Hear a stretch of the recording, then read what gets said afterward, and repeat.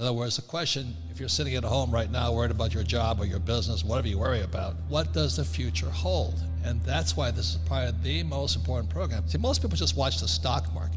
That's all they watch. They don't know much about home prices in their neighborhood. And that's not good enough. So our guest today is George Gammon. He takes the ultra complex and puts it in pictures. Even if you don't understand them at first, just keep tracking with them, because you're going to see what 99.99% of the world's population will never see.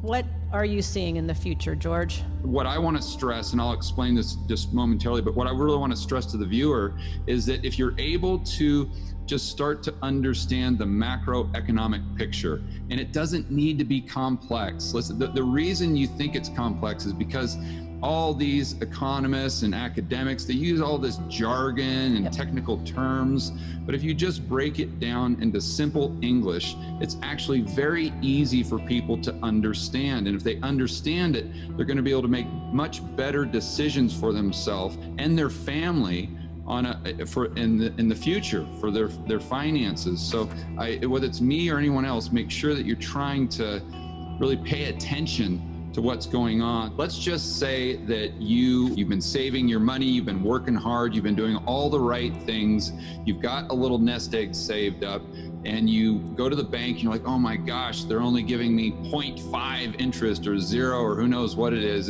You can't even see the interest rates, they're so small nowadays.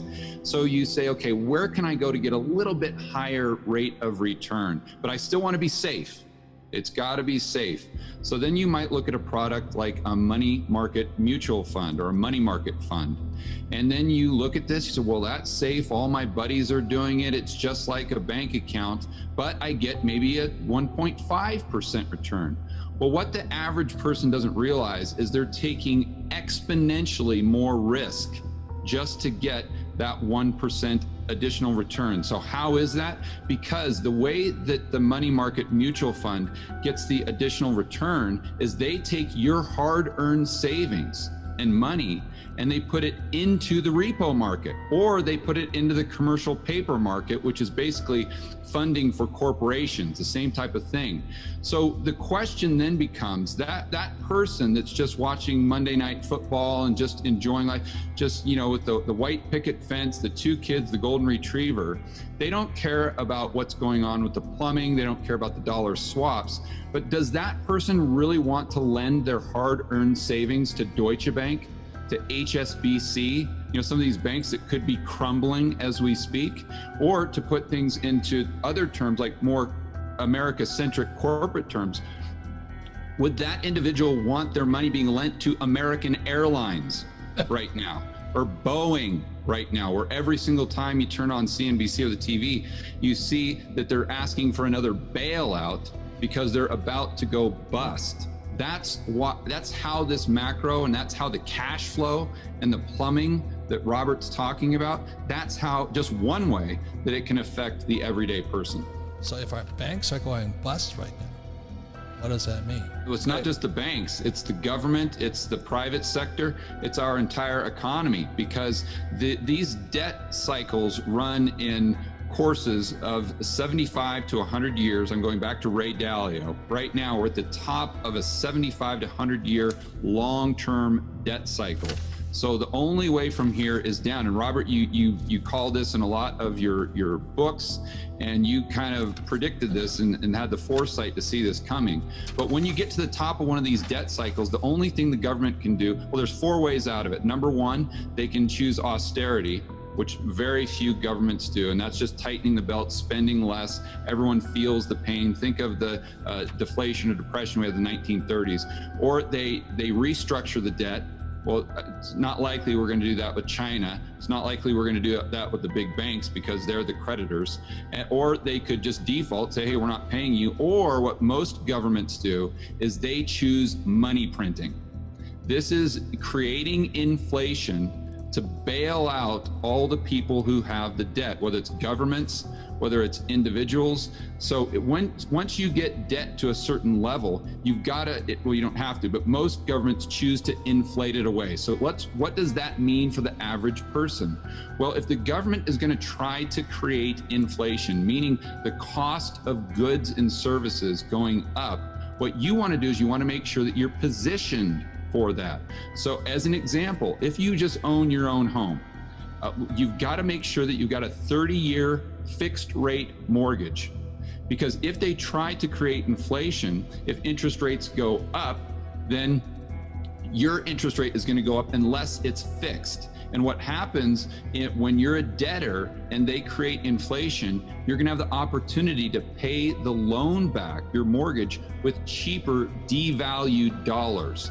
So the way they can think about that is if they borrow, let's say $100,000, the rate of interest means that they're paying the bank back with increased purchasing power because you've got principal plus interest.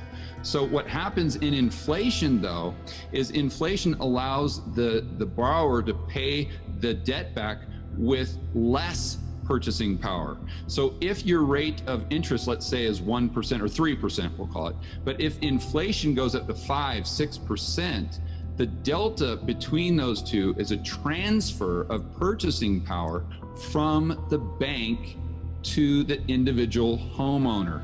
And I think a lot of people listening to this probably have a mortgage, if not on a rental property, on their own home. I think that's the very first thing they can do to be proactive. Also, gold, silver, Bitcoin, you talk about that all the time. We're sitting on this coronavirus, which is changing everything. What is your crystal ball? What are you seeing? Not your crystal ball because you're studying it and you're seeing all the charts and the numbers. What are we looking at? From an economic standpoint, I think the biggest question is, do we have deflation or inflation? And that's kind of the debate going back and forth. And for the average person, I think they just have to look at the entire economy as supply and demand. So the supply is how much stuff do we produce? How much goods and services? Demand is how much money we have, or our willingness or our access to credit to go out and buy the stuff.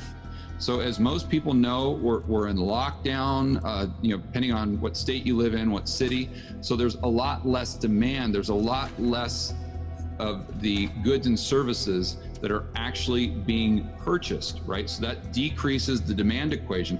That's what most people get fixated on. So they think, okay, well, we have to have prices going down, deflation. But they forget about the supply side of the equation, because if the people can't go out to produce goods and services, well, the supply will go down fast as well. So then the question becomes, what's going down faster, demand or supply? Well, then you look at the supply chains that have been disrupted coming into the United States. If you go to Walmart, Target, Home Depot, the majority of the stuff you see on the shelves was produced outside of the United States. So if those supply chains get disrupted, that means less supply. Then what happens is, usually going back to Dalio's example of long-term debt cycles, you get social unrest. And I hate to say that, but that's just the reality of the situation if you look at history. And typically the way the politicians take care of social unrest is through helicopter money.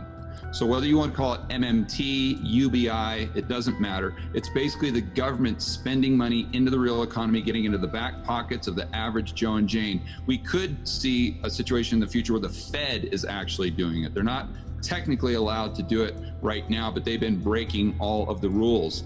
So if there's more money in the pocket of the average person, that means there's more demand, even though they're sitting at home not going to work, for those goods and services in the economy that don't require debt. That's key, Kim, because people see deflation and inflation as just this, it's binary, right? It's either one or the other, but it's actually very nuanced. So if there's less debt in the system, that means asset prices could go down, or cars, anything that most people buy using debt, okay, the prices of those go down. But anything people buy, or most goods and services people buy on a daily basis that don't require debt, such as groceries, those prices typically go up. And if I Right. saw on CNBC the other day that in a lot of markets around the United States, food prices are up as high as 25%. It's already So started. you can see this happening in real life. Yeah, what's happening is because of the COVID or whatever they call it, the meat packing companies are shutting down. Yeah, And exactly. and so there's now shortages of meat. But So great George is example of supply decreasing faster than demand. but what's happening is the Fed is pumping trillions, 2.2 trillion into the economy. So you have a decreasing supply, increased liquidity, and that's why the shelves are empty for pork and beef and all those things. And Arab Spring, which I don't forget when that happened, but the real rioting wasn't about Muslimism or Christians and all this. Arab Spring was because mom and pop couldn't afford to go to the store. Food Prices prices went so you got it. high. And I think that's what you're saying is when people get hungry or they can't afford food, that's when the social situation gets worse.